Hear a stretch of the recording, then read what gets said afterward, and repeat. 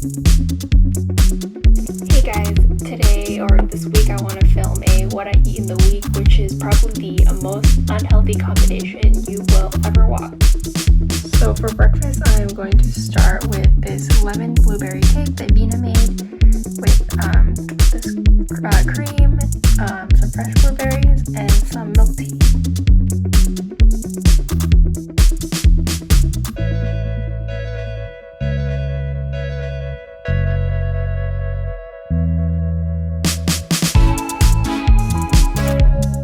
Hello, it is another day after emerge shift. It is 3:30 a.m. and I am heading home a bit early, which is really nice. Today I think I saw a whole bajillion different cases of abdominal pain. I think this is like a big staple of emerge. We are at the UBC farmers market. There's like fresh vegetables in the background, all sorts of like jam stuff in the back.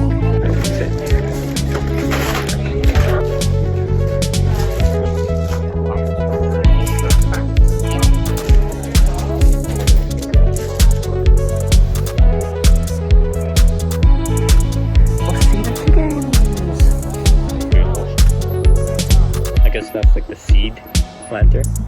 Just done a pretty busy morning here in the emerge and I'm super cool. Just kidding, not really cool, and I'm just sitting out here. And today's lunch is some shrimp egg, some ribs, some pumpkin, and some kale, and then of course a ton of rice.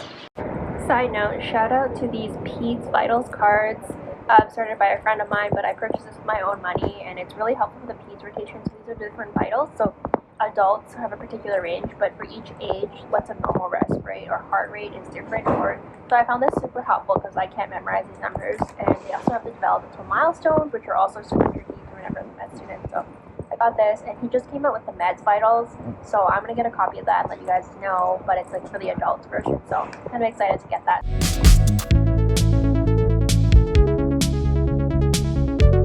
I'm going to start the day with some daily future self journaling from Jen M.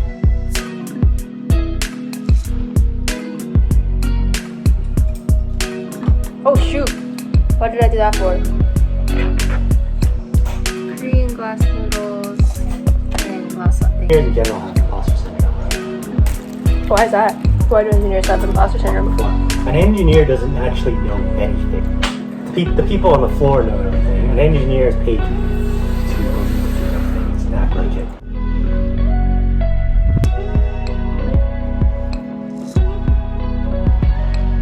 It's not the real one. It's a lot of it is consists of C's. So your C, you have to learn to control thin lines, thick lines, and then thin to thick, and then thin to thick, like that. So you see how you control it? Oh, cool. So what?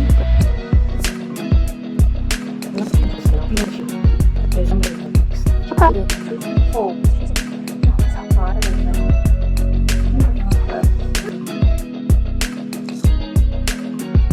Today's lunch, vegetable soup, salad, just, a little bit of sauce.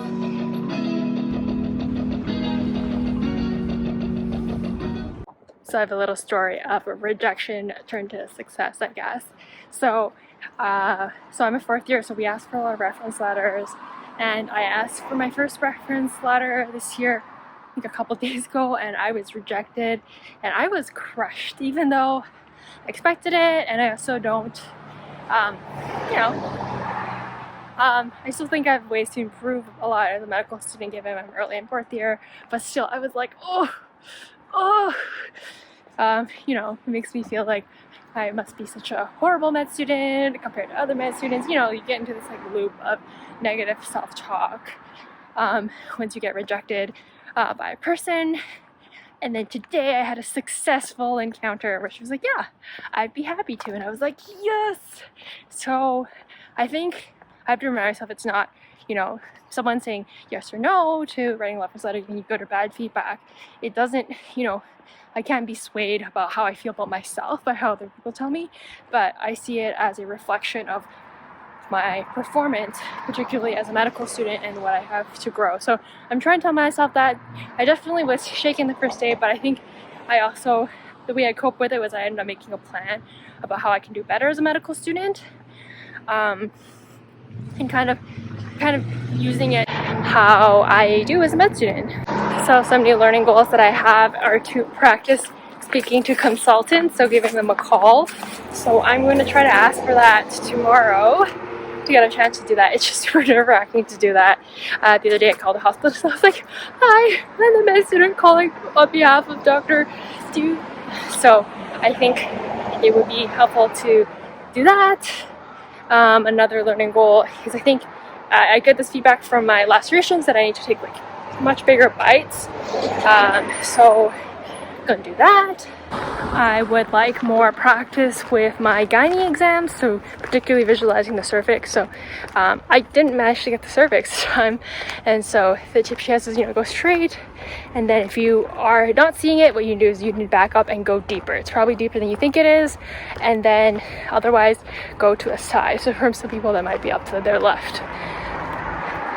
And something that I want to try to do is to stick to my structure. I realize that when I'm in a rush, it's really easy for me to lose my presentation structure, but really again, stick to, this is a so-and-so like identifier, this is a history, this is the physical. I actually forgot to do the physical exam a few times. Then my summary again about this is what I think is going on, this is the plan. So I need to stick to that, not skip physical, and then remember to add that summary statement.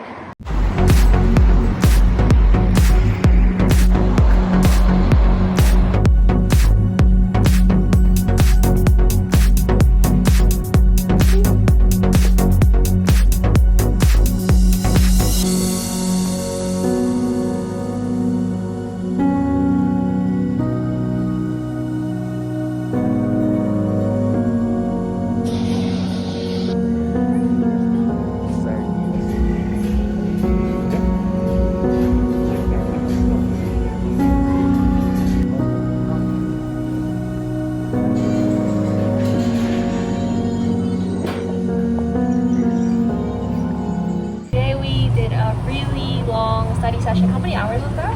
1 something until like 5:45, 6. So we were like pretty focused. Well, I was really focused the first half, then I started bothering him, and then I got focused eventually, and then I like really died. Ran out of no energy, so now we're eating. Feels good to be productive.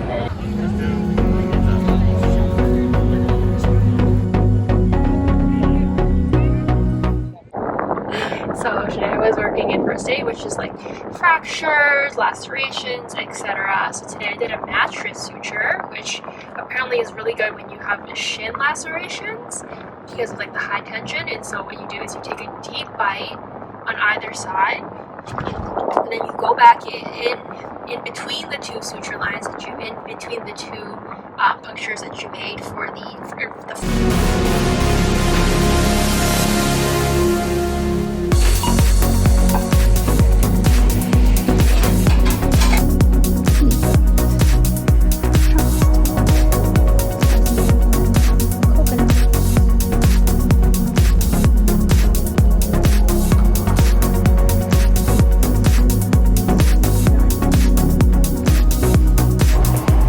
on my way to the hospital. We are at a sushi restaurant. It's been stressful. Yesterday, just a lot of things to get done. And today is like a de-stress day to get some really good food to recharge and then also like to tackle some things. So this is what I'm gonna tackle now.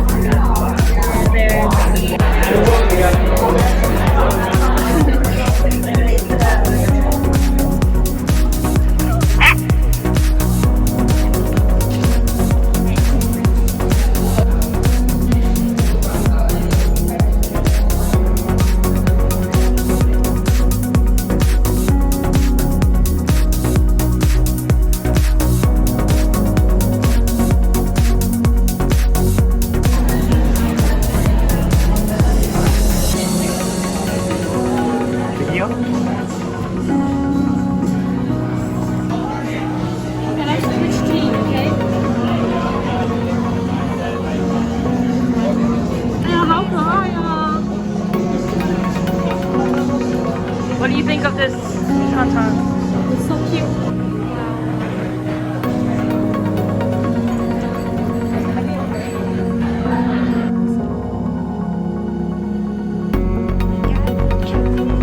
It's fancy chocolate.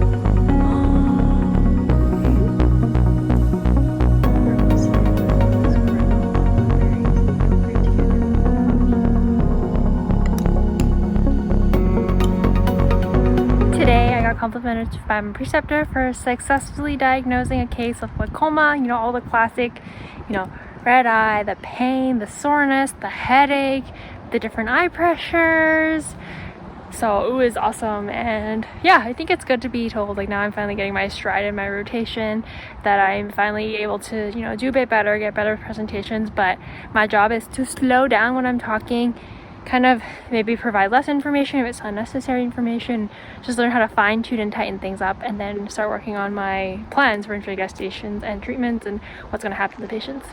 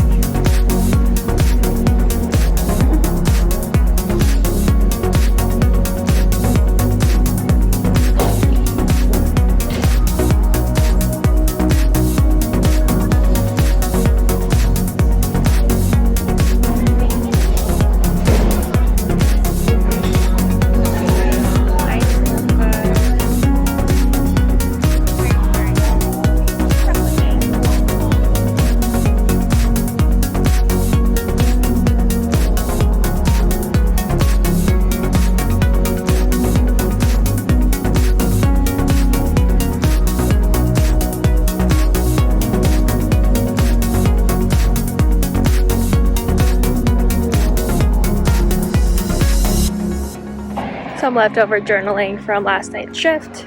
So 2 important lessons I learned. So today I managed quite a few very complex patients, and the tip I got from my attending is to focus on what's new, because there are a lot of people that are elderly and very sick and have a lot of things going on. But what is new? What can we fix today? And we were just chatting about career choices. And so, for example, she told me she really likes family medicine, as someone who did GP and then became an emergency doctor. I didn't know that you could do GP for a couple of years and then reapply to re-enter as a family medicine doc, so that's a really nice thing to know. The nice thing about Emerge is that it's very team oriented. There's so many colleagues, you have niche nurses, it's awesome. Whereas when she was a GP, she was isolated, just working by herself. And then it's also a bit stressful that as a GP you have to manage a bunch of business stuff as well, and that wasn't really her cup of tea. So that's a question I don't know for myself, if I'd rather work in a hospital environment or if I'd rather run my own practice and do that, so we'll see. I also saw an NSTEMI today and didn't realize that people with an NSTEMI with a super high trope could just be walking around and not even feeling any chest pain, so that was my learning point.